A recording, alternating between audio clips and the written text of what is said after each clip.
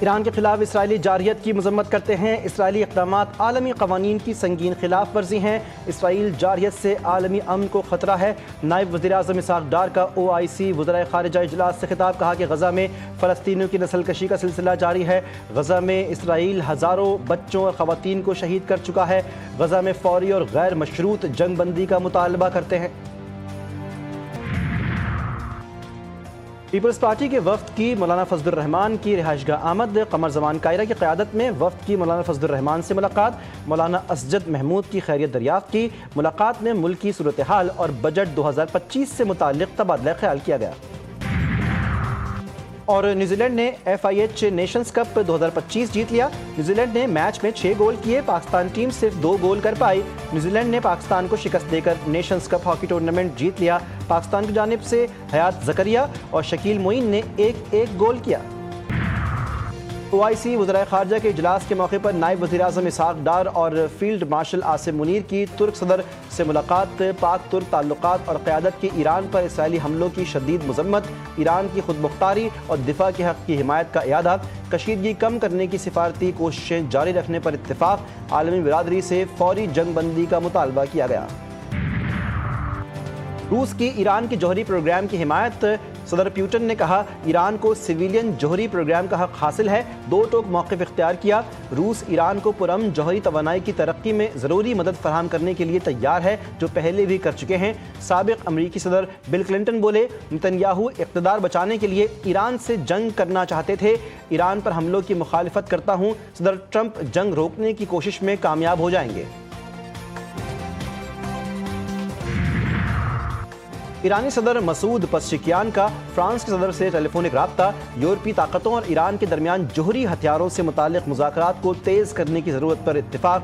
France کے صدر سے ایکس پر پیغام میں لکھا انہیں یقین ہے کہ جنگ سے نکلنے اور بڑے خطرات سے بچنے کا راستہ موجود ہے، یورپی شراکت داروں کی قیادت میں ایران کے ساتھ مذاکرات میں تیزی لائیں گے۔ تہران سے بات کریں گے، دیکھتے ہیں کیا ہوتا ہے۔ مذاکرات سے پہلے سیز فائر چاہتے ہیں، ایران میں زمینی افواج اتارنا آخری حل ہوگا۔ امریکن صدر ڈونلڈ ٹرمپ کی نیو جرسی میں صحافیوں سے گفتگو، کہا پاک بھارت جنگ رکوانے پر مجھے نوبیل انعام ملنا چاہیے، پاکستان کے ساتھ تجارتی معاہدہ کرنے جا رہے ہیں۔ ایران کے ایٹمی ہتھیاروں سے متعلق انٹیلیجنس ایجنسی کے سربراہ تلسی گبارڈ کا بیان غلط قرار۔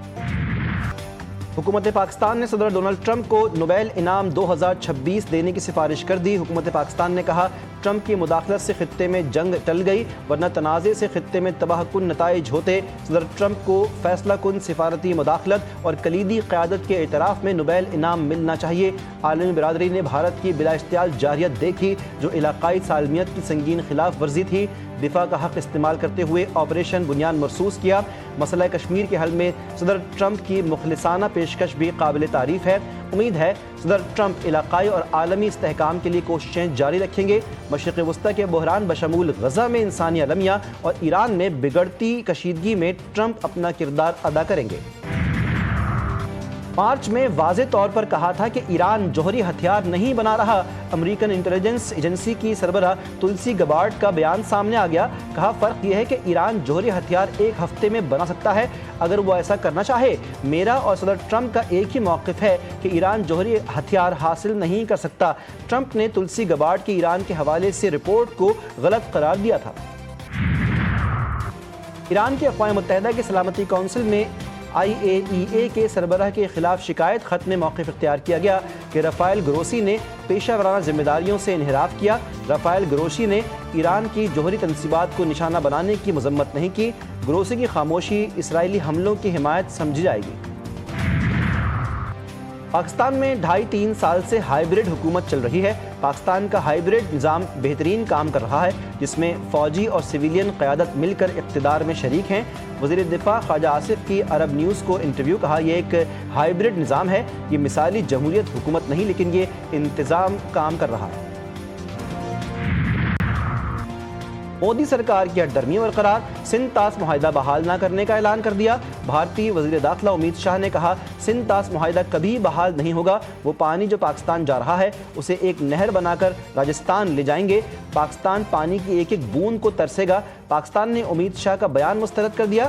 ترجمان دفتر خارجہ نے کہا کہ بھارتی طرز عمل نہایت خطرناک اور غیر ذمہ دارانہ نظیر قائم کرتا ہے، پاکستان اپنے جائز حقوق اور مفادات کے تحفظ کے لیے تمام ضروری اقدامات کرے گا۔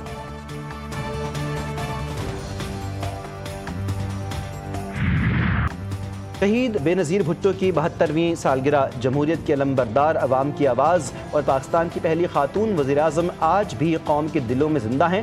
صدر مملکت آصف زرداری نے عظیم قربانیوں اور خدمات پر خراج عقیدت پیش کرتے ہوئے کہا شہید بی بی نے آمریت کے خلاف جرأت سے مزاحمت کی، جمہوریت، خواتین کے حقوق اور آئین کی بالادستی کے لیے بھرپور جدوجہد کی، ان کی قیادت قوم کے لیے مشعل راہ ہے۔ بلاول بھٹو نے کہا کہ شہید محترمہ بے نظیر بھٹو پاکستانی عوام کے لیے ہمیشہ کے لیے حوصلے، جمہوریت اور امید کی علامت ہے۔